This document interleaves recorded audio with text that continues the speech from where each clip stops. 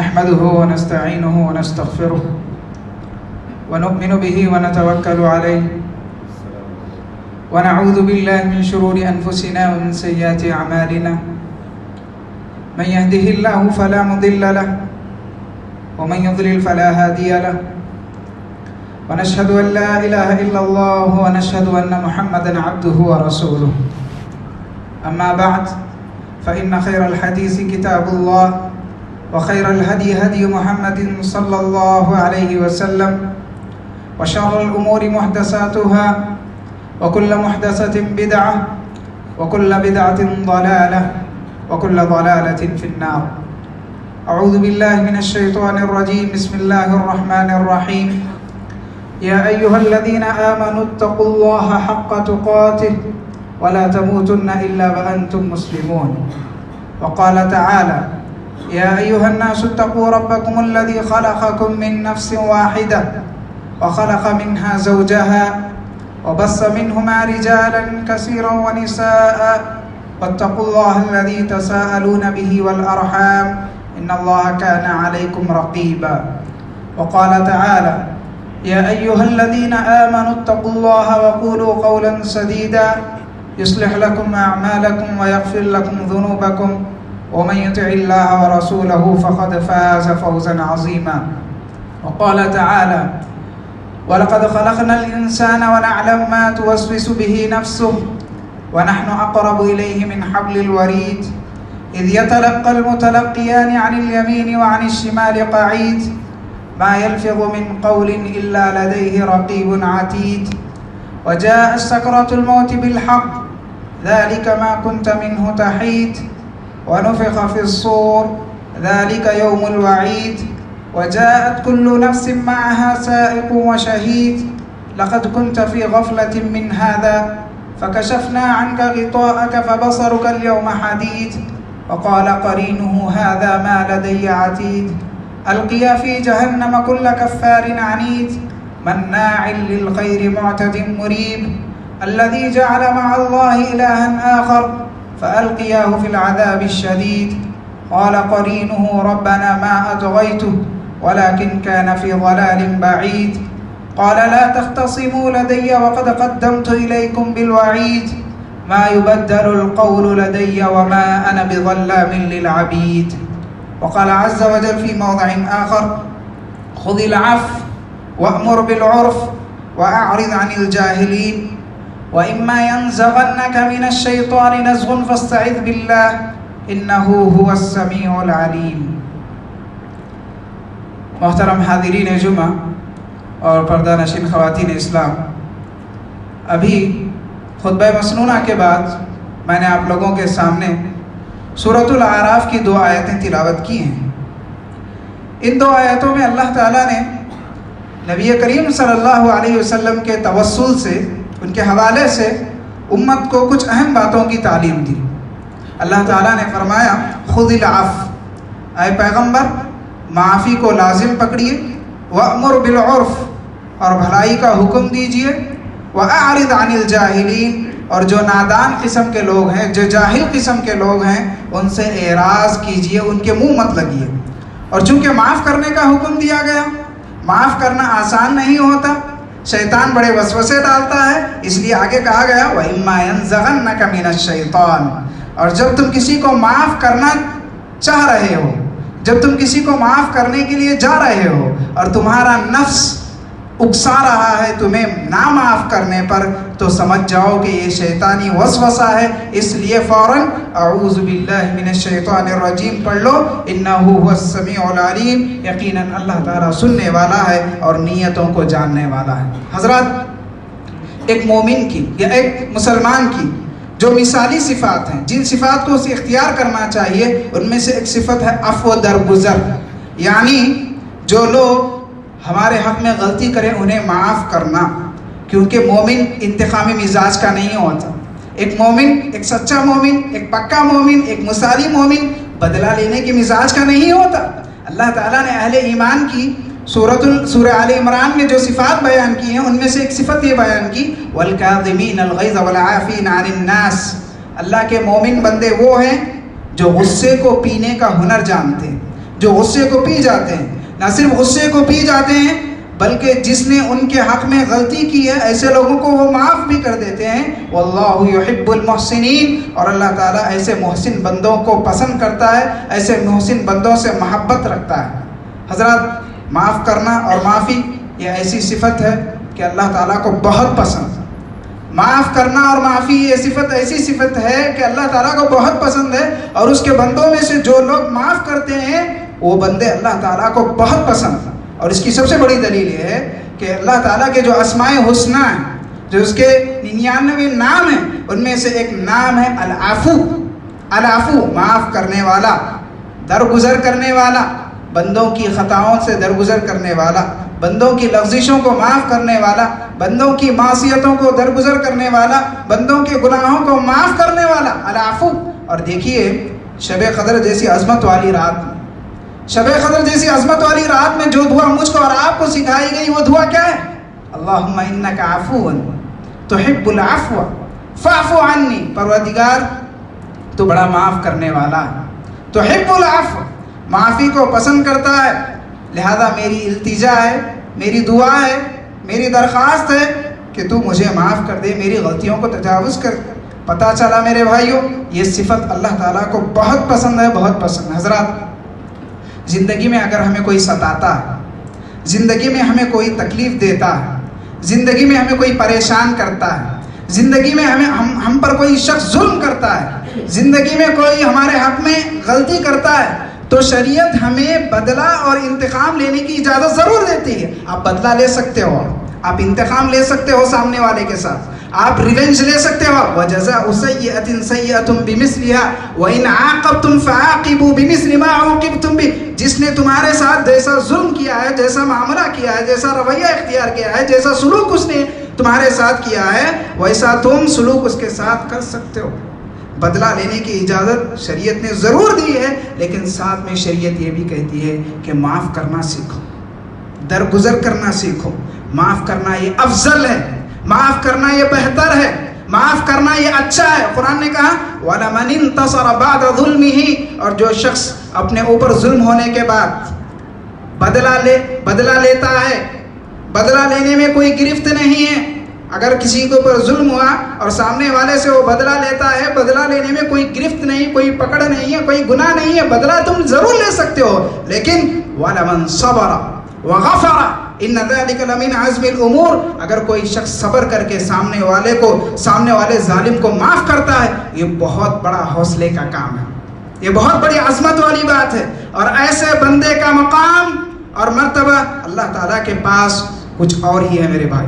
اور زندگی میں یہ بات یاد رکھیں، لوگوں کو معاف کرتے ہوئے ہمیں اس سبق کو، اس درس کو ہمیں ہرگز نہیں بھولنا چاہیے کہ اس زمین پر اللہ کی مخلوق کے ساتھ، اللہ کے بندوں کے ساتھ جیسا سلوک ہم کریں گے، کل رب العالمین حشر کے میدان میں، حشر کی عدالت میں ویسا سلوک ہمارے ساتھ کرے۔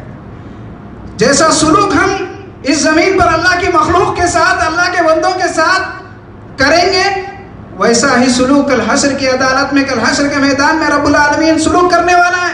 آج دنیا کے اندر آپ لوگوں کو معاف کرو، کل حشر کے میدان میں رب العالمین تمہاری غلطیوں کو معاف کرے گا۔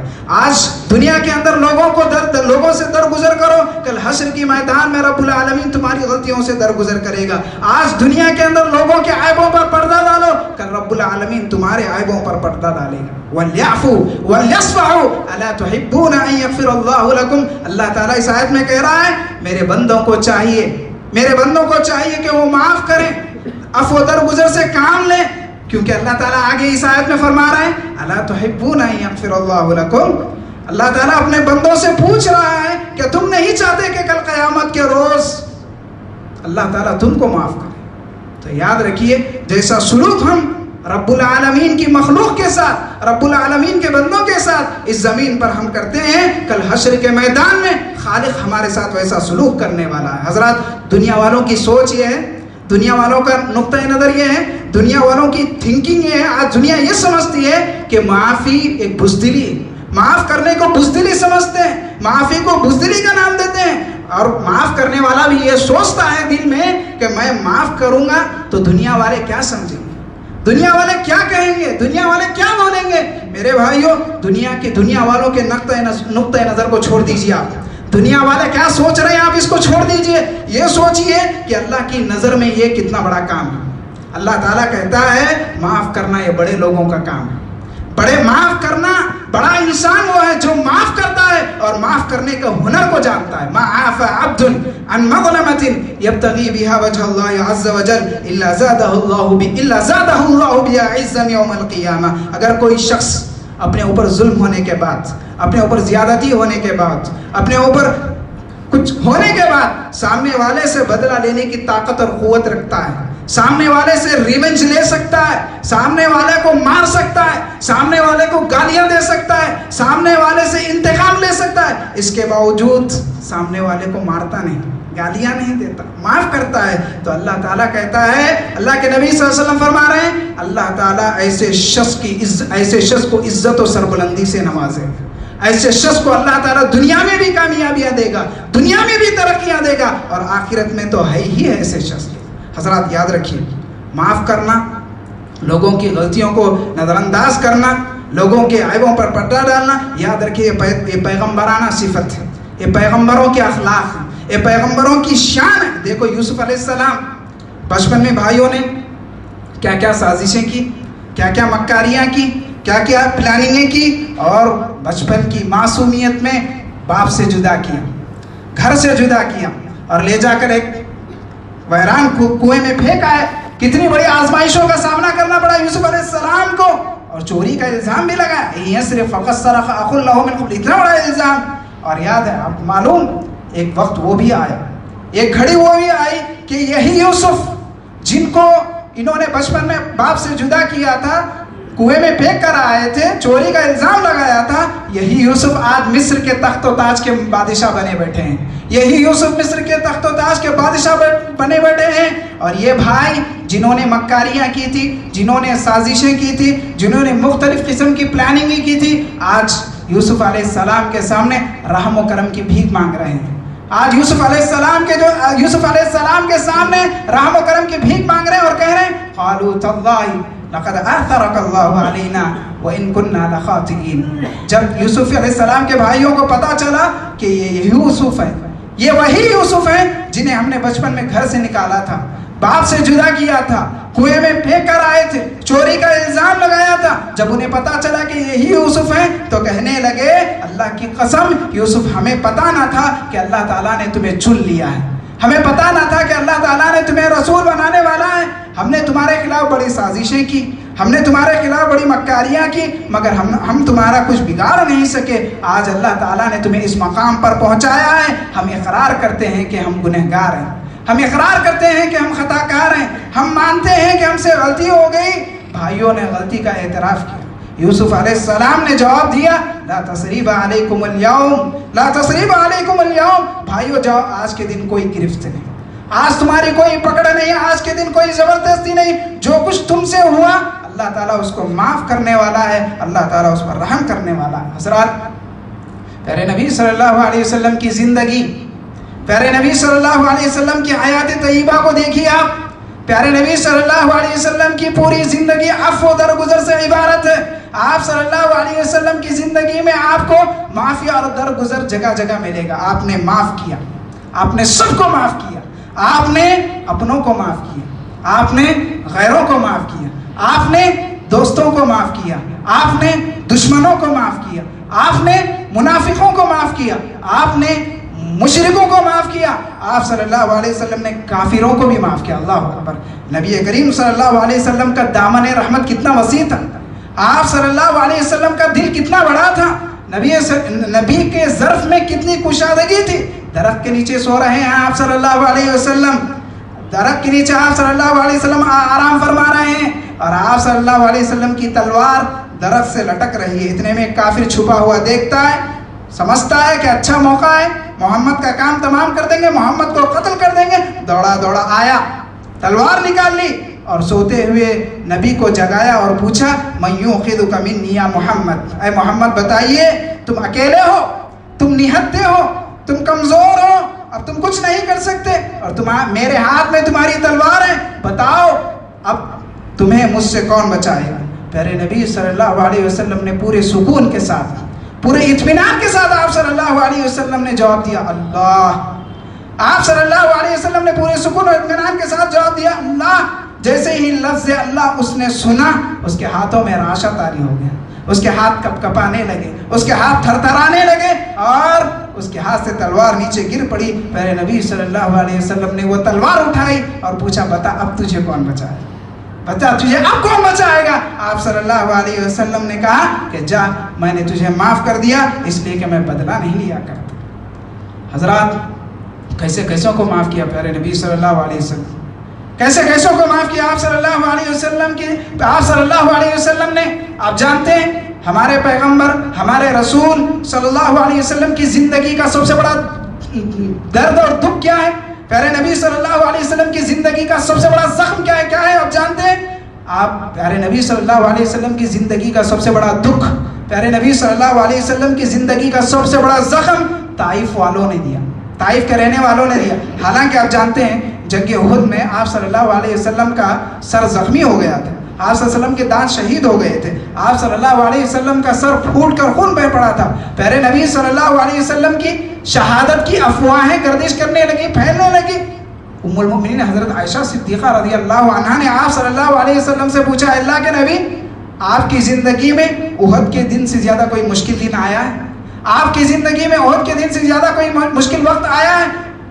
آپ صلی اللہ علیہ وسلم نے کہا کہ عائشہ طائف کا دن میرے لیے احد کے دن سے زیادہ سخت تھا، طائف کا دن میرے لیے احد کے دن سے زیادہ سخت تھا، اس لیے کہ طائف کے اوباشوں نے، طائف کے غنڈوں نے، طائف کے بدماشوں نے پیارے نبی صلی اللہ علیہ وسلم کے ساتھ ایسا سلوک کیا تھا، ایسا معاملہ کیا تھا کہ انسانی تاریخ میں کسی بھی معزز شخصیت کے ساتھ ایسے سلوک بہت کم ہوا، لہو لہان کر دیا آپ صلی اللہ علیہ وسلم کو، زخمی کر دیا آپ صلی اللہ علیہ وسلم کو، اور آپ صلی اللہ علیہ وسلم کا خون بہ کے آپ صلی اللہ علیہ وسلم کے جوتوں میں جمع ہو گیا، جوتے نکلنا مشکل ہو گیا۔ اور عین اس حالت میں، اس سنگین حالت میں پہاڑوں کا فرشتہ حاضر ہوتا ہے، پہاڑوں کا فرشتہ حاضر ہوتا ہے، جبرائیل امین حاضر ہوتے ہیں اور جبرائیل امین کہتے ہیں اے محمد دیکھو یہ پہاڑوں کا فرشتہ ہے، آپ کے ایک حکم کا منتظر ہے، آپ کے ایک حکم کا انتظار کر رہا ہے، اللہ تعالیٰ نے اسے بھیجا ہے، بس ایک حکم کر دیجئے، ہاں کر دیجئے، طائف والوں کو ان دو پہاڑوں کے درمیان کچل کے رکھ دے گا یہ فرشتہ۔ آپ صلی اللہ علیہ وسلم نے کہا کہ نہیں، اللہم اہدی قومی فإنہم لا یعلمون، اے اللہ میری قوم کو ہدایت دے، اس لیے کہ یہ سلوک انہوں نے میرے ساتھ اس لیے کیا کہ یہ لوگ مجھے جانتے نہیں، مجھے پہچانتے نہیں، اگر یہ لوگ مجھے جانتے ہوتے تو یہ سلوک آج میرے ساتھ نہ کر۔ اللہ اکبر۔ حضرات پیارے نبی صلی اللہ علیہ وسلم نے، آپ جانتے ہیں مکی زندگی میں 13 سال کیسے گزارے، لمحہ لمحہ آزمائشوں کا، لمحہ لمحہ مصیبتوں کا، قدم قدم پر چیلنجز، مشرکین کی جانب سے اذیتیں، کبھی آپ صلی اللہ علیہ وسلم کو قتل کرنے کی سازشیں، کبھی آپ صلی اللہ علیہ وسلم کو مکے سے نکالنے کی منصوبہ بندیاں، الغرض 13 سال آپ صلی اللہ علیہ وسلم نے مکی زندگی میں چیلنجز بھرے گزارے، اور پھر وہ دن بھی آیا میرے بھائیوں، آپ صلی اللہ علیہ وسلم کی زندگی میں وہ دن بھی آیا فتح مکہ کی شکل میں۔ یہی لوگ جو آپ صلی اللہ علیہ وسلم کو ستانے والے، آپ صلی اللہ علیہ وسلم کو تکلیف دینے والے، آپ صلی اللہ علیہ وسلم کو دکھ دینے والے، آپ صلی اللہ علیہ وسلم کے سامنے فتح مکہ کے موقع پر آپ کے سامنے آپ کے رحم و کرم کے بھکاری بن کر آپ کے سامنے ہاتھ جوڑ کر کھڑے ہیں، سب کھڑے ہیں، ان کھڑے رہنے والوں میں سبھی تھے، آپ کو تکلیف دینے والے بھی تھے، آپ کو دکھ دینے والے بھی تھے، آپ کی قتل کی منصوبہ بندیاں کرنے والے بھی تھے، آپ کے خلاف سازشیں کرنے والے بھی تھے، آپ کو مکے سے باہر نکالنے والے بھی تھے، اور آپ کے ساتھیوں کو تکلیف دینے والے تھے، سب تھے۔ آپ صلی اللہ علیہ وسلم نے سب سے پوچھا کیا سمجھتے ہو کہ آج تمہارے ساتھ کیا معاملہ ہوگا، آج کیا سمجھتے ہو کہ آج تم کیا سمجھ رہے ہو کہ آج تمہارے ساتھ میں کیا معاملہ کرنے والا ہوں؟ تو سب نے ایک زبان ہو کر کہا خیرن نرجو، خیرن نرجو، کہ اے محمد آپ سے ہمیں خیر کی ہی امید ہے، اچھائی کی امید ہے، بھلائی کی ہی امید ہے۔ آپ صلی اللہ علیہ وسلم نے ان کی امیدوں پر پانی نہیں پھیرا، آپ صلی اللہ علیہ وسلم نے کہا کہ جاؤ تمہاری امیدوں کے مطابق میں تمہیں معاف کر دیتا ہوں، میں تمہیں درگزر کر دیتا ہوں، میں تمہیں چھوڑ دیتا ہوں۔ حضرات یہ انبیاء کی صفت ہے معاف کرنا، یہ بڑے لوگوں کی صفت ہے معاف کرنا، یہ بڑے دل والوں کی صفت ہے معاف کرنا۔ سوال یہ میری اور آپ کی زندگی اس صفت سے متعلق کیا کہتی ہے؟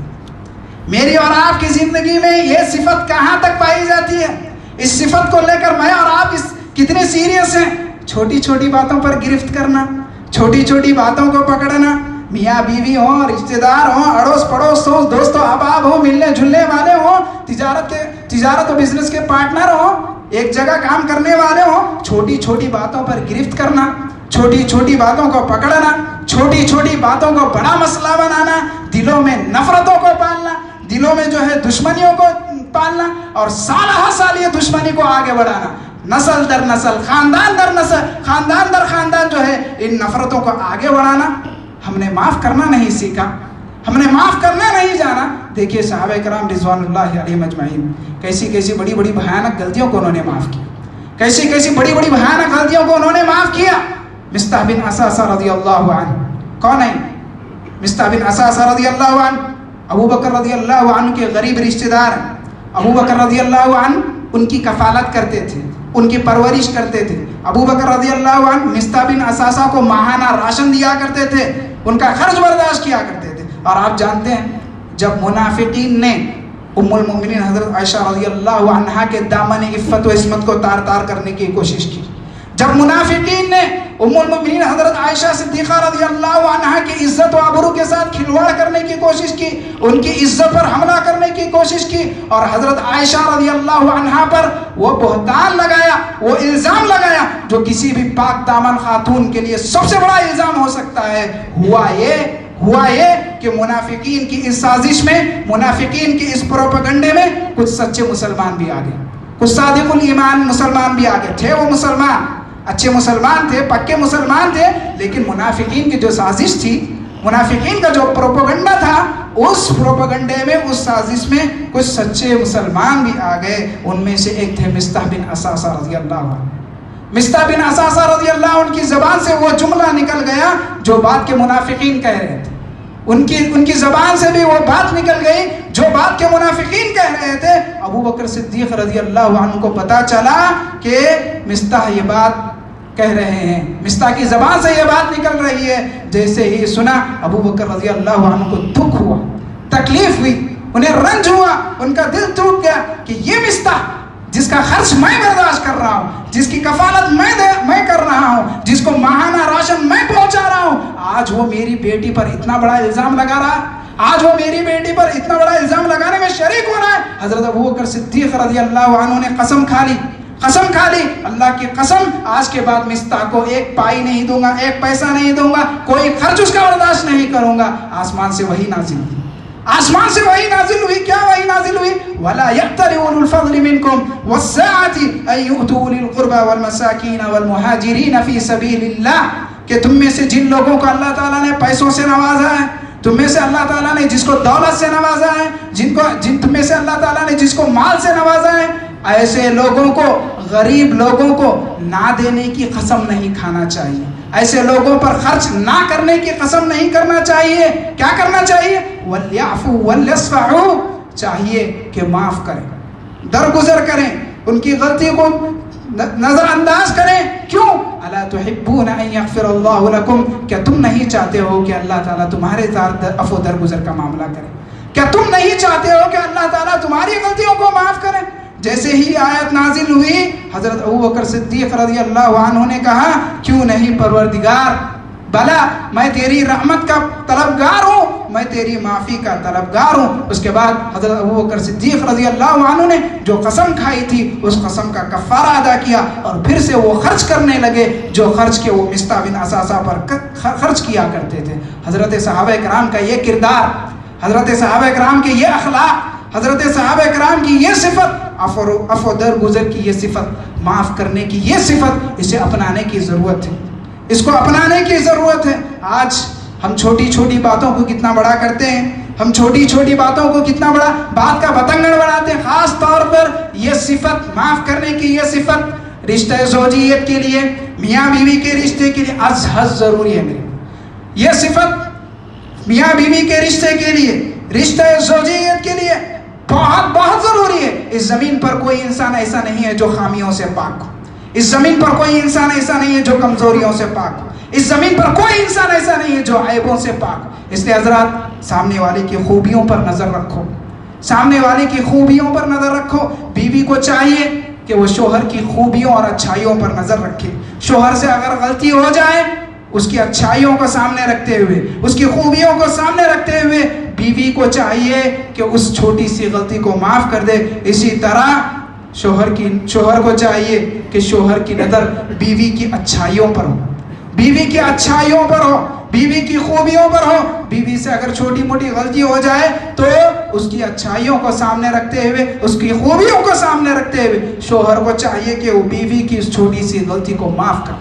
شاعر نے کہا اذا الحبیب اتی بذنب واحد جاءت محاسنه بألف شافعی. میرا محبوب جب ایک غلطی کر بیٹھتا ہے تو اس کی اچھائیاں ہزار سفارشیں لے کر آتی ہیں.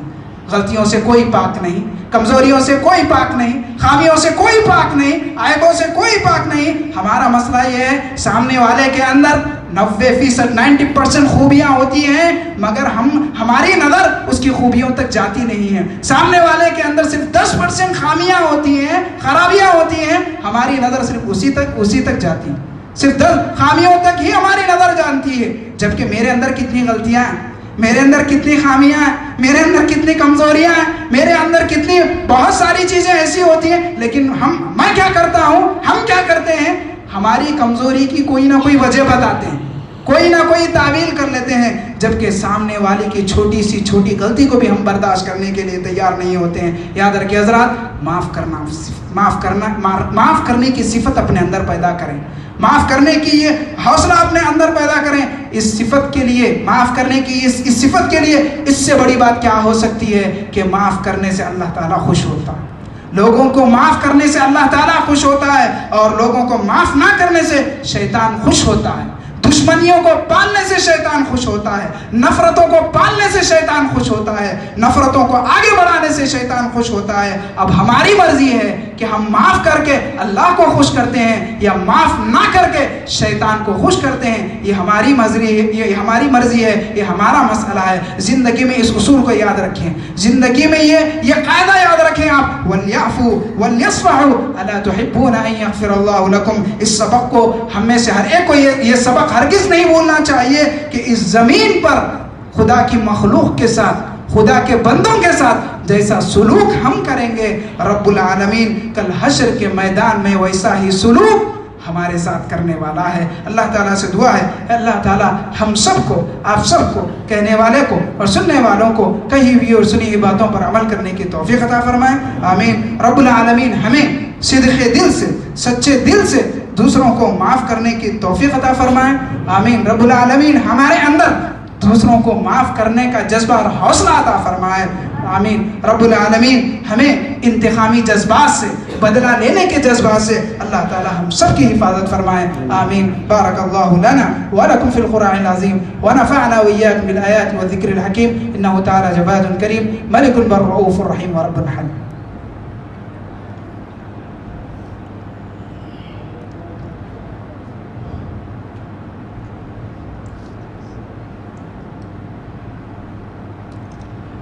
إن الحمد لله نحمده ونستعينه ونستغفره ونؤمن به ونتوكل عليه ونعوذ بالله من شرور أنفسنا ومن سيئات أعمالنا من يهده الله فلا مضل له ومن يضلل فلا هادي له ونشهد أن لا إله إلا الله ونشهد أن محمدا عبده ورسوله. أما بعد أعوذ بالله من الشيطان الرجيم. بسم الله الرحمن الرحيم.